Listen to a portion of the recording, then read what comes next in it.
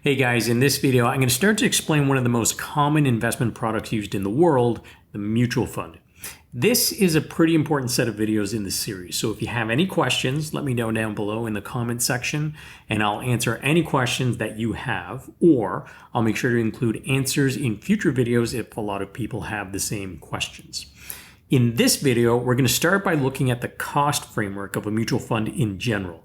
The exact details will vary from country to country, so we'll start to explain things in broad strokes, and we'll get into a bit more nuance in the next video because there's a lot to take in. First, we have you, the investor. Then we have the mutual fund that you might buy. For now, let's just say it's a 70-30 fund, which we know means it's 70% equity and 30% fixed income. Next, we have an intermediary. Intermediary is just a fancy term for the middleman. In this case, we have a person, and this person could be a financial salesperson. There are different types of intermediaries we could use, and we'll hold off on that conversation for now, but keep that in the back of your mind. So normally what happens for most people is they talk to a financial salesperson who recommends a mutual fund. You open an account with and give your money to the financial intermediary. They use it to purchase units of the mutual fund for you. For example, if you have $10,000 to invest, then you give it to the intermediary to put in your account with them. If each unit of the mutual fund has a price of $10 per unit, then $10,000 divided by $10 per unit means you can buy 1,000 units of the fund. The intermediary will take the $10,000 in your account and use it to purchase 1,000 units of the mutual fund. If you were to get an account statement, it would show the deposit of $10,000 into your account as cash. Then you would see the transaction record, which shows the units of the investment that were purchased, and those units would have a market value of $10,000. That market value will then fluctuate depending on how it performs. So next month, you might see your account value at $10,100 or $9,900, for example. What we've just described is essentially also how it works for buying individual stocks, bonds, or other investments too. You give your money to an intermediary, and the intermediary affects the transactions inside your account with them. But right now, we're specifically looking at how this framework applies to mutual funds. Now, a mutual fund has a number of costs to be aware of. You can think of the two big types of costs as the product costs and the distribution costs. Product costs are the costs of running the fund, and the distribution costs are the costs associated with paying the intermediaries. Within each of these categories, there are numerous subcategories, and across the world, there will be slightly different terminology for the specific categories and subcategories, but we'll explain it in general terms here. Let's start with product costs. The cost to run the mutual fund can include an investment management fee. This pays for the mutual fund manager and their team to research and manage the portfolio that the fund invests in. This can be quite variable and is often one of the more significant costs. Marketing costs. Think of any marketing and advertising you might see for a fund company, like sponsoring a golfer or buying ads online or in newspapers. Legal fees, audit fees, filing fees, custodian fees. These tend to be relatively small. Trading expenses. If the fund is quite active, buying and selling investments in the fund portfolio all the time, then the trading expenses will be high. The fund managers have to pay costs to buy and sell securities just like a regular investor, and so the more they trade, the higher the costs.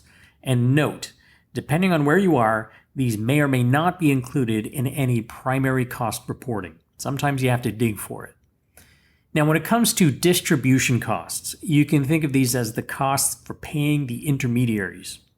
There can be an ongoing trailing commission, which can be paid annually to the intermediaries. This can sometimes be used interchangeably with the term service fee. It's a bit complex, but sometimes a mutual fund company can pay a large upfront commission to a financial salesperson for selling you their fund. And this commission is essentially financed by the ongoing annual servicing fee embedded in the fund. The fund company can afford to do this as long as you stay invested in the fund to keep generating this servicing fee. If you were to sell the fund after only a few years, you might have a large redemption fee or sales penalty to pay, and this is normally because you are being charged to cover that upfront big commission that the fund paid to the salesperson, and you weren't in the fund long enough to generate enough servicing fees over many years to pay off that commission financing. Now, I know that's quite technical. If you want to learn more about what that means, I'm including a link above for you to see exactly how this works in some countries around the world, and I encourage you to check that out because it's quite important. Another thing to note is that in some countries, the marketing costs or part of the marketing costs can show up in the service fee section. But for now, you just need to know that there are two main categories of costs: the costs of managing the fund portfolio and the costs of distributing or selling the fund. Okay, if you are starting to get confused, don't worry, you are not alone. Just know that there are lots of costs to cover and you're the one paying for them. That being said, let's see something that is a bit simpler that you can focus in on. But first, if you're enjoying this video, hit the like button. Now, you may have heard the term MER. This stands for Management Expense Ratio. This is normally provided in a percentage term. So for example, you might see an MER of 2%. This represents the overall ongoing cost of the mutual fund.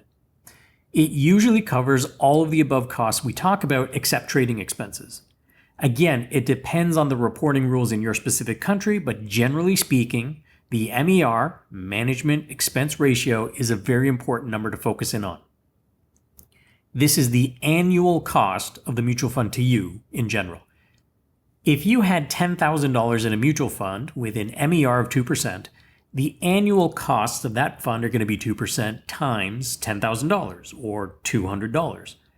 If you had $100,000 in that mutual fund, the annual costs would be $2,000 and so on.